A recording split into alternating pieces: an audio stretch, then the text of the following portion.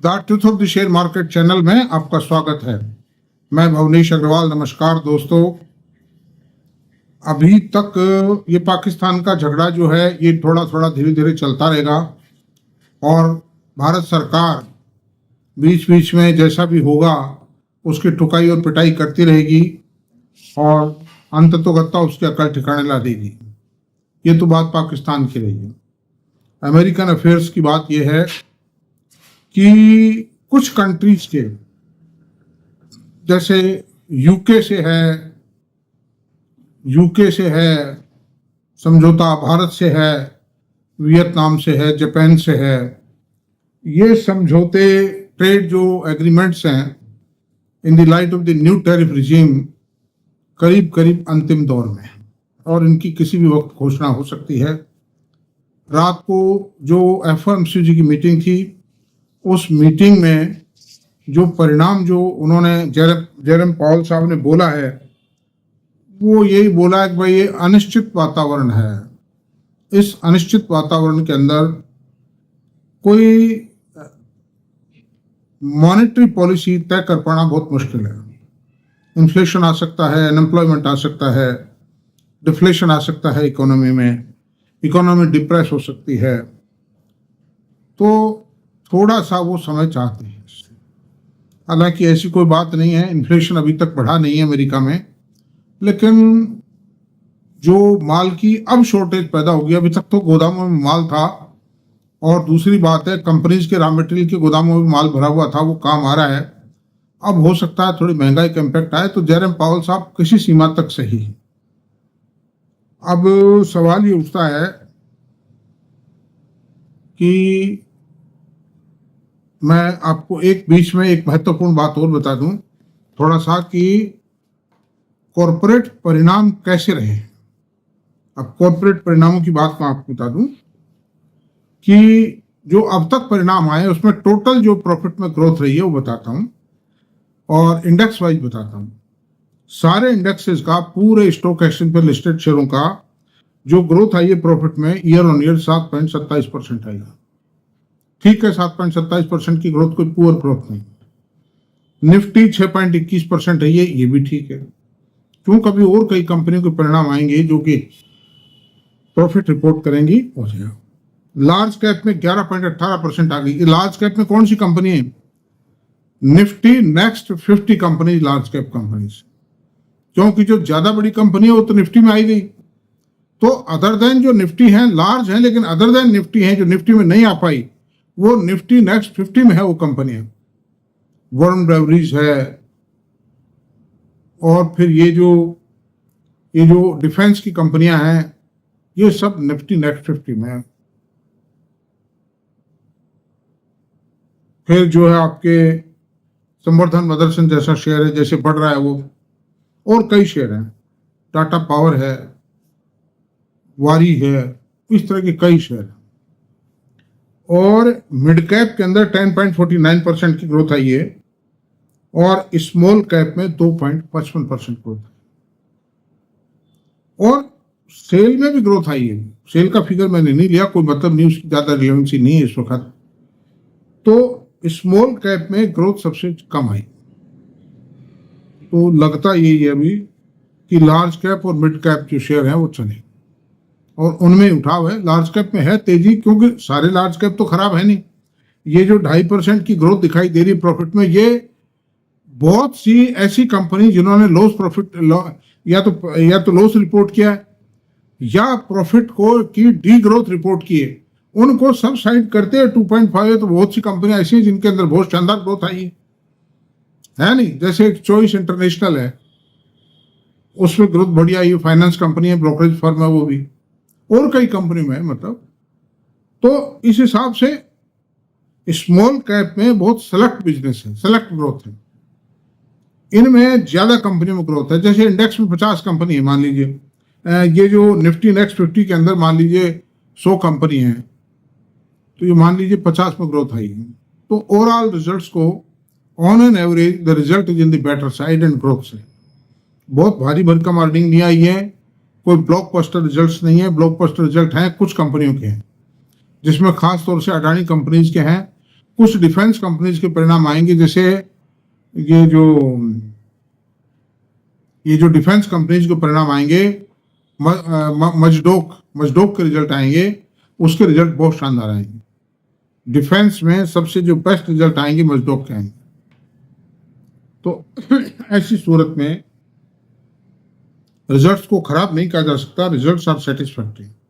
अब चलते हैं कि दुनिया में अमेरिका ने जो कुछ किया था वो बुरा तो जो कुछ था हो चुका, वो बुरा मौजूद है, आज भी काफी सुधार आ चुका है उसमें। वैसे जैसे 30%, 40%, 50% जो उन्होंने ड्यूटी लगाई थी, that has been reduce to 10%। दूसरी बात है, चाइना से बचाए झगड़ा और कई देशों से इनकी ट्रेड टॉक्स चल रही है, trade agreement, free trade agreement के लिए बातचीत चल रही है, वो अंतिम दौर में है। शायद आज यूके के साथ, संभवतः यूके के साथ ही एक बड़े देश के साथ का है, वो एग्रीमेंट फाइनल हो जाएगा जो डिक्लेयर हो जाएगा। ऐसी सूरत में मैं समझता हूं कि अब अच्छा होना शुरू होगा। तो अब अच्छे में भारत की किन कंपनियों को लाभ होगा, ये एक विचारणीय विषय है, और किन को नुकसान होगा। नुकसान के अंदर जो इंग्लैंड से, जो यूके से जो एग्रीमेंट हुआ है भारत का, उसमें जो लीकर आइटम्स हैं लाइक विस्की, उनकी 0 ड्यूटी हो जाएगी। तो जो यूके में बनी हुई हैं और यूरोपियन कंट्री से वही होगा, वो तो फिर वो 0 ड्यूटी पे इंडिया में इंपोर्ट होंगी। तो ये जो यूनाइटेड स्पिरिट, यूनाइटेड ब्रेवरीज है, रेडियंट, ये जो है 3-4 कंपनी जो भी हैं, ये शराब की मानी हुई, बीएम ब्रेवरीज है और ये रेडियंट है, इनको नुकसान होगा, बट नेचुरल नुकसान होगा। कारण क्या है, उस पर एक तो विदेशी ब्रांड होगा उस शराब पर, and that will be on affordable and cheaper prices. इन कंपनियों को नुकसान होगा। कुछ ऑटोमोबाइल कंपनियां जो हाई प्राइस्ड व्हीकल्स हैं जिनके, जैसे महिंद्रा एंड महिंद्रा के व्हीकल और टाटा, मारुति के तो ज़्यादा हाई प्राइस नहीं है, लेकिन महिंद्रा एंड महिंद्रा और टाटा मोटर के व्हीकल 20 लाख से ऊपर के रेंज में काफ़ी व्हीकल्स हैं, उनकी सेल को थोड़ा धक्का लग सकता है टाइम में। अब इस पर डिपेंड करेगा कि वो जो फॉरेन व्हीकल्स हैं, यूरोपियन है, अमेरिकन हैं, उनके व्हीकल्स जो आएंगे इंपोर्ट में, घट रही है ड्यूटी, उन पर 0 ड्यूटी हो रही है, वो कितना होगा, क्या प्राइस होगी, क्या क्वालिटी होगी, वो कंपेयर करने से पता पड़ेगा। अभी कुछ कहा नहीं जा सकता, but A precautionary note shall be taken on this point. Another thing, सबसे बड़ा जो बेनिफिशियरी होगा इसमें वो होंगे टेक्सटाइल मैन्युफैक्चरर। टेक्सटाइल सेक्टर जो एक मरा हुआ सेक्टर माना जाता है, जिसमें कोई ग्लैमर नहीं माना जाता शेयर मार्केट में, उधर इन्वेस्टर डाइवर्ट नहीं होता, उस क्षेत्र में कुछ, ये कहावत है ना मारवाड़ी में, एक पुरानी कड़ी में उबाल आ गया है, तो पुरानी कड़ी में उबाल आने वाला है। और उसमें कौन कौन सी कंपनियां हैं, अब मैं आपको बताता हूं पुरानी कंपनी कौन कौन सी हैं। कंपनियां, हाँ लीजिए, उसमें ऐसा है, एक तो रेमंड है जो गारमेंट और फैब्रिक दोनों एक्सपोर्ट करती है, और ये बहुत सुपीरियर क्वालिटी का गारमेंट है, मतलब एक्सपोर्ट, मतलब जो फैब्रिक्स है, गारमेंट भी बहुत सुपीरियर क्वालिटी का है। आज कहीं भी कोई भी आदमी कपड़ा खरीदने जाता है, जेंट्स का खास तौर से, जेंट्स ड्रेस, तो वो ये कहता है अपने आप को करवाने के रेमंड से लाया हूँ, तो फॉरेन में भी चलेगा। रेमंड है, और रेमंड वैसे भी बहुत हेल्दी कंपनी है, इंडिया में भी सुपर इमेज है इसकी। आलोक टेक्सटाइल, आलोक इंडस्ट्रीज नाम है इसका, जो रिलायंस ने ले लिया है इसमें। Alok industries has been acquired by Reliance 3-4 years earlier, 3-4 साल पहले ले लिया था इस कंपनी को इन्होंने, और इसका रिवाइवल करके इन्होंने क्या किया, पहले खाली यार्न बनाती थी ये कंपनी, अभी ये कंपनी फैब्रिक बना रही है और फैब्रिक के साथ गारमेंट भी बना रही है, होम फर्निशिंग भी बना रही है।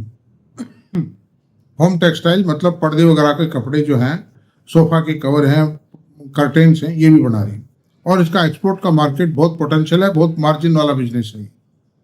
अच्छा, तीसरी कंपनी बॉम्बे डाइंग, ये भी वेल नोन कंपनी है डोमेस्टिकली, ये भी एक्सपोर्ट कर रही है। एक्सपोर्टर भी है। ये होम टेक्सटाइल की एक्सपोर्टर है, पर्दे हैं, फिर आपके जो सोफा कवर्स हैं इनकी। केपीआर मिल का मैंने इससे पहले भी एक वीडियो में जिक्र किया, रिसेंटली 2-3 बार मैं वीडियो बढ़ा भी चुका हूं detail. This is the best garment exporter of India, जिसकी बड़ी लंबी रेंज है, 8,000 करोड़ का एक्सपोर्ट करता है, 100% एक्सपोर्ट ही जाता है। और हांगकांग है, जर्मनी है, यूएसए है, यूके है, स्विट्जरलैंड है, यूरोप है, जापान है, इनको काफी इनका एक्सपोर्ट।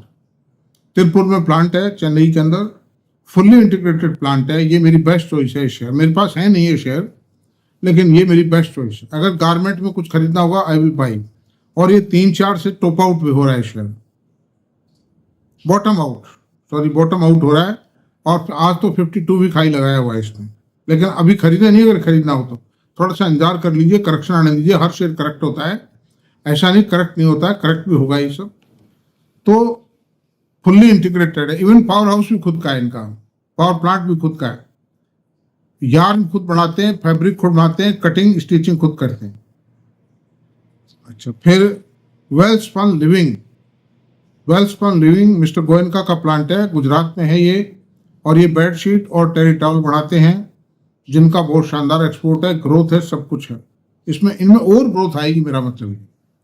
अच्छा, pearl global, Gokaldas export, Vardhman textile, ये सब शानदार कंपनियां हैं, जबरदस्त चलेंगी। कारण क्या है कि बांग्लादेश तो गया पिटअप।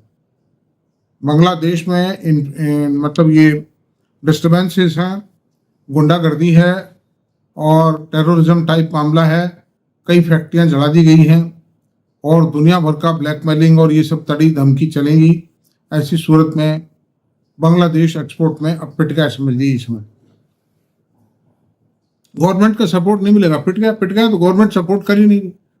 उस बांग्लादेश सरकार का उद्देश्य खाली बांग्लादेश पे राज करना और मजे करना। उनका देश के कल्याण से कोई मतलब नहीं, बल्कि उनका ये उद्देश्य है गरीब बनाओ लोगों को, क्योंकि गरीब रहेंगे तो सही रहेंगे। कम्युनिस्ट टाइप मतलब मामला है। अच्छे से वर्धमान, और ये ट्राइडेंट है।